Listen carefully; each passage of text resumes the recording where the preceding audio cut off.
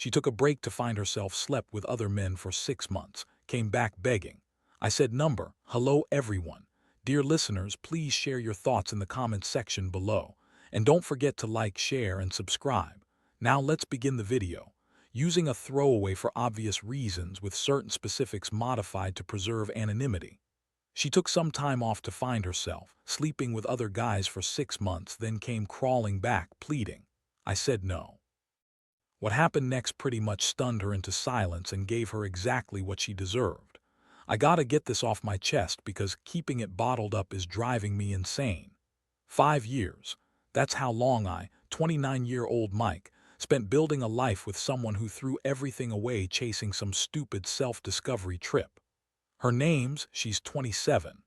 Up until about 6 months ago, I really believed she was the one for me. We met when I was 24, just got promoted to assistant manager at this tech startup. She was fresh out of nursing school, pulling brutal shifts at Denver Medical. I remember thinking she was way out of my league. This gorgeous, compassionate woman saving lives all day while I sat there pushing papers and managing spreadsheets. It's funny how things changed. By the time everything fell apart, I was making around $95, $0 a year as an office manager leading over 20 people, while she was earning about $72, $0, and constantly complaining about burnout from the ER. Money was never an issue between us. Most of the bills were on me because I wanted her to save her cash. I wanted us to build something real, a future. But 3 weeks ago she came home after an especially rough shift. Some kid died in the ER and she was visibly shaken. I held her while she cried, cooked her favorite dinner, even ran her a bath. Standard stuff I'd done 100 times before, but that night something was different. She kept looking at me like she didn't recognize me. After her third glass of wine, she finally said, "I need to talk to you about something." Her voice quiet but serious. I knew what was coming. The gut feeling hit me like a punch. My intuition told me before my brain did. You know when it feels like the temperature drops 10 degrees and your body goes into fight or flight mode even though you're just sitting on your couch. I need a break. Those 3 words hit me harder than anything ever has. I asked her what she meant. Were we breaking up? Was there someone else? What did I do wrong? She looked down, said, "It's not you." I almost wanted to laugh at how that sounded. I don't know who I am anymore. Between the hospital, us, everything, I've lost myself. She said she needed time to figure out who was without being someone's girlfriend or nurse. The suitcase by the door was the biggest giveaway. This wasn't a conversation, it was a notice. She'd already made up her mind. Her bags were packed and I wasn't part of whatever journey she was about to take. I didn't beg, I couldn't. My pride wouldn't let me, but I did ask practical questions. How long? Where would she stay? What about our lease and us? She just kept repeating, "I need time." Maybe 6 months. I'll stay with my old nursing friend in Aurora. It wasn't about anyone else, she swore, that it was just for her. That night she left with 2 suitcases and 5 years of my life. Left me in our 2-bedroom apartment in Capitol Hill, surrounded by her stuff. She didn't bother to pack her scrubs from laundry, her coffee mug in the sink, her hair ties everywhere. I'm not weak. I run a department, make tough calls daily, even fire people if I have to. But that first night alone, I sat on our bed and felt something inside me shatter. Not my heart, that's too poetic. Something more fundamental. Like when your operating system crashes and you don't have a backup. The next morning, I did what I do best, went to work and shut everything out. Showed up early, stayed late, buried myself in projects. My team probably wondered why I suddenly started caring about every little detail, but nobody questioned the guy signing their reviews. It's been 3 weeks now. 3 weeks of coming home to an apartment that's like a museum of us. Her photos, her stuff, memories everywhere.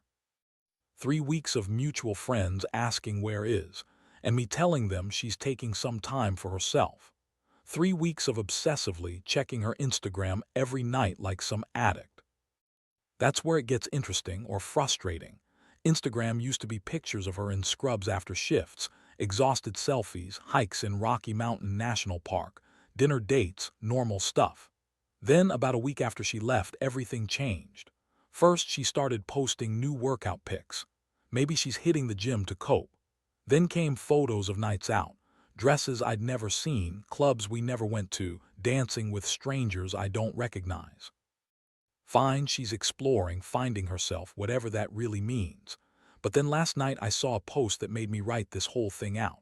In a bikini I definitely didn't buy her, on a beach in Miami, arm around some dude. Caption: sometimes you have to lose yourself to find yourself. The comments: her nurse friends hyping her up, yes queen, living your best life, you deserve this. But what exactly does she deserve? A vacation she couldn't even afford when we were together. That bikini must cost more than she used to spend on groceries monthly.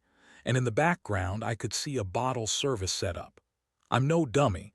I get what finding yourself really means. It's about cheating without guilt, living some social media fantasy while ignoring the fact that I actually cared, that I wanted us to have a future. She wanted to sleep around, looking for thrills without any of the consequences. My friends keep telling me to block her, move on, focus on myself. And I am. I crushed a big project presentation yesterday and even got hints about a senior manager position opening up. I started hitting the gym at 5 a.m. before work, cleaned out her side of the closet, and gave her clothes away. But what's killing me inside is knowing she's coming back. They all do. The wreckage always catches up.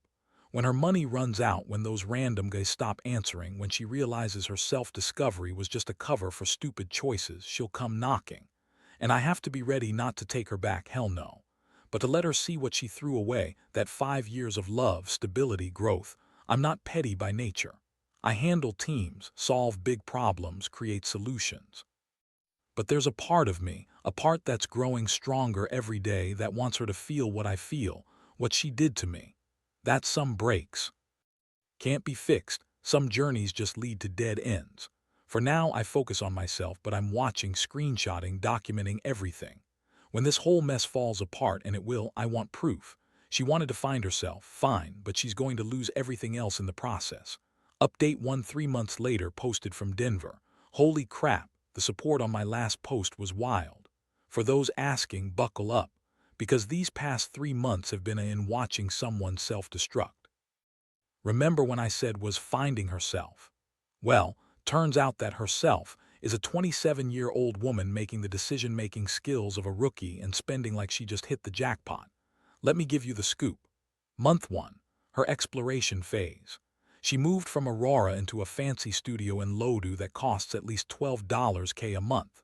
Started posting gym selfies from that pricey gym on 17th Street, where memberships are $200. She bought a wardrobe that make a real housewife jealous. Next, Vegas with her friends, meaning other nurses avoiding responsibilities probably. Month 2, living her best life. Miami trip, the one I mentioned before, turned into a whole week of stories.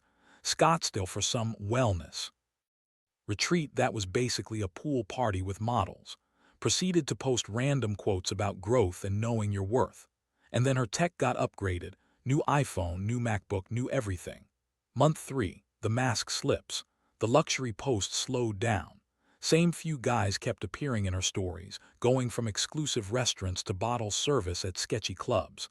Then she posted a crying story about how exhausting her journey had been. And here's the thing, I knew how little she'd saved. We shared finances, planned everything together. She barely had $15, $0 stash. I even made a spreadsheet, don't judge. She's blown through at least $25, $0 in just 3 months. The math adds up only if those random dudes are footing her lifestyle. While she was out pretending to be rich, I was working my way up. Got that senior manager gig I mentioned, now making $115, $0 plus bonuses. Moved into a sick loft in Reno and bought the S5 I'd been eyeing for years. Started casually dating, keeping it light. Just a reminder that some women don't need to destroy a relationship to find themselves. My Instagram, basically a highlight reel of stability, new car, new place, dinners. Weekend trips to Aspen. No thirst traps, no inspirational quotes, just a guy living his best life. And that's when the texts started coming in. First from her friends. Hey, how are you doing? Mentioned you got promoted, congrats. Testing if I was still hung up. Then the accidental text, sorry, meant for someone else at 2 a.m. 3 times in a week. But last week she really screwed up. See, nurses have standards, professionalism, integrity. When you're calling in sick just to party in different states and posting evidence, well, her supervisor follows her on IG. She called me crying. Not texting, not DMs, actually crying. Said she was going to lose her job because of attendance issues. I asked why she was calling me. Remember, we're on a break. I'm not her boyfriend anymore. I told her to be honest with HR, take responsibility. What I didn't say was that I'd heard through the grapevine that Denver's medical community's pretty small, and her being late, hungover, distracted, she was on thin ice. That once compassionate nurse who used to cry over each lost patient, gone, replaced by someone more interested in planning her next trip than saving lives. The kicker, remember that. Apartment she couldn't afford. Yeah, she's 2 months behind on rent. She threw away her financial security to find herself, and now she's paying the price. Meanwhile, I just keep thriving. My team landed a huge deal and my bonus looks like a lottery jackpot. I've been seeing a lawyer who's got her act together, owns her place, drives a Tesla she bought herself, and thinks taking a break from a relationship just to cheat is stupid. But the crazy part, I kept everything. All her social media posts, every story, every tagged photo of her with strangers, all those sick days from Miami and Vegas. Not because I'm bitter, maybe a little, but because I knew this day would come. She's spiraling and sooner or later she'll show up again. And when she does, I need her to understand that some bridges, once burned, don't get rebuilt. You're just stranded on your own island. So stay tuned, guys. The finale's coming and it's going to be epic. 6 weeks later from Denver, post from you throw. Holy hell, her mess is unbelievable. I thought she'd show up at my door. Nope. She showed up at my office. Let me set the scene. Tuesday, 2 p.m. Right in the middle of a meeting with the CEO and some investors. We're discussing multi-million-dollar deals, big plans. That's the stuff that makes or breaks careers. My assistant knocks. Never unless it's urgent. Mike, Vanessa's in the lobby, says it's urgent. The CEO, who knows my story because we've grabbed drinks, just raises an eyebrow. I excuse myself, tell her it'll only take 5. She looks rough, like she's been crying for days but stopped caring about makeup. Rough. Designer clothes replaced by old leggings and a hoodie I recognize, all the signs. The confident party girl is gone. She looks like life hit her with a semi-truck. We need to talk, she says. Then talk, I reply, glancing at my watch. You've got 4 minutes. She breaks down, sobbing, ugly, crying in my office lobby. The security guard starts moving closer, but I wave him off. Let everyone see what happens when you gamble with someone's heart and lose. She spilled everything. She lost her job over attendance issues, got evicted, maxed out her credit cards. That Miami guy, married, found out when his wife, the Scottsdale guy, only wanted her around for bottle service. Now she's couch surfing with the same friends who encouraged her to leave me. I told her she's ruined herself, that she's done. She kept saying, I effed up, I just wanted to feel alive again. That hospital routine killing her. She was drowning, so instead of swimming, she jumped ship. That's when she really dropped the act. I know you're doing well, she whispered. You got promoted, a new place. Maybe we could try again. I've changed. I've learned my lesson. But the only thing different was her bank account. I looked at her. Once I planned to marry her, supported her through nursing school, held her through every rough shift, every loss. And I felt nothing. Not anger, not sadness, just cold clarity. I said loudly enough for everyone in the lobby to hear, you didn't lose me. You threw me away. You packed your bags, walked out that door, and spent 6 months screwing anyone who'd buy you a drink. You told everyone I was controlling, boring, holding you back. You posted about finding yourself. I continued. But you were just looking for new distractions. Now, when the party's over and the money's gone, you want to come back. She tried to interrupt, but I wasn't finished. I found someone else too. Someone who doesn't need to tear down a 5-year relationship just to figure out who she is. Someone who knows that stability isn't boring. Someone building a life, not wasting savings for Instagram likes, I said. She whispered, please, I have nowhere else to go. I looked her dead in the eyes. Then maybe you should thought about that before leaving the only person who cared about you. I paused, then added a little extra. Oh, and next time you want to find yourself, Try looking somewhere other than between another guy's sheets. Security escorted her out and I went back to my meeting. Later, the CEO told me he was impressed by how I handled that interruption, said it showed real executive composure. But I'm not finished. Vanessa made a big mistake. She forgot that I'm not just good with spreadsheets, I'm strategic. All those posts I mentioned, well, they became relevant when she started spinning her story again. Posts about how I left her high and dry, how I was heartless for not helping her. Well, I set the record straight. I made a public Facebook post tagging her and our friends. Let me clarify some things. You don't get to rewrite history. You left. You chose the party life, hooking up instead of committing. You chose Instagram validation over genuine love. I told everyone I was moving on. The only cold thing here, the fact that her actions have consequences. Good luck on your self-discovery. I hope you find someone worth your love someday. Meanwhile, here's a collage of her last 6 months. Beach pics with strangers, club videos, those living my best life captions, and the comments from her family, friends, and even her church community. They started asking questions and her social media world crumbled.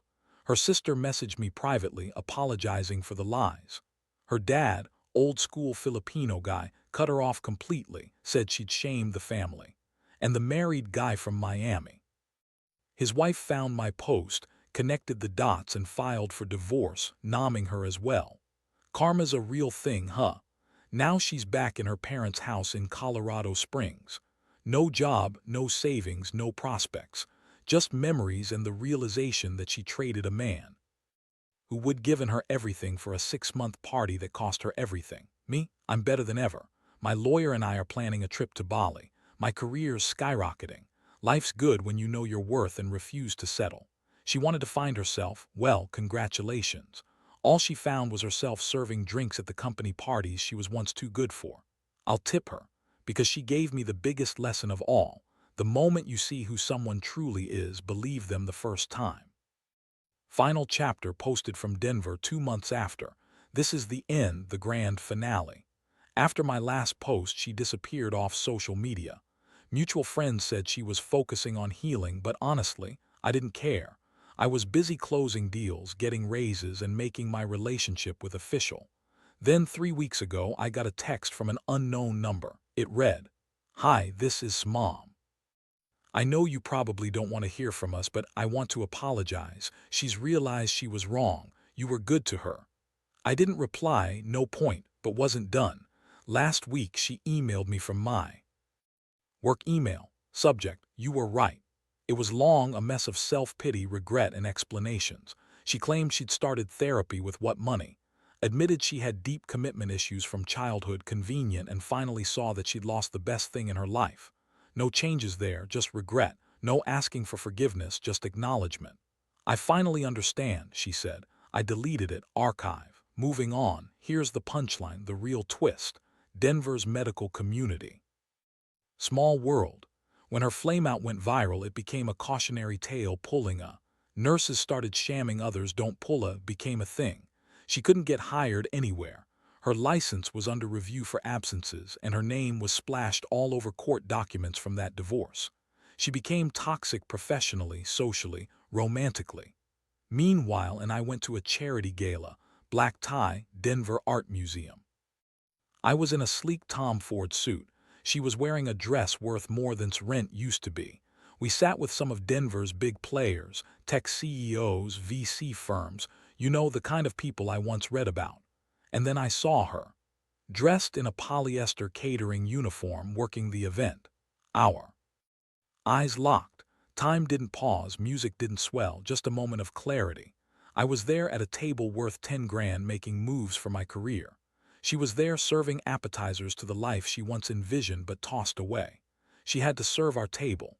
She watched, kiss me on the cheek, saw me pouring wine while my CEO bragged about a new deal, all while her replacement was living the life she gave up. She handled it with grace. No scene, no trying to talk, just her job. But I saw her hands trembling as she poured, saw her bite her lip when laughed, saw the realization hit her like a freight train. When I left to go to the restroom, she was waiting in the hallway, calm, maybe hopping for this moment. She murmured, "You look good," softly. "Are you happy?" I asked. I am, she whispered back. Sophie's smart and beautiful. I looked at her, then said, she's a pause. I'm sorry for everything. I get it now. I told her I had everything and I threw it away. You loved me, really loved me, and I convinced myself it wasn't enough. I was an idiot. For the first time in months, I felt something other than indifference, not love, not hate, just pity.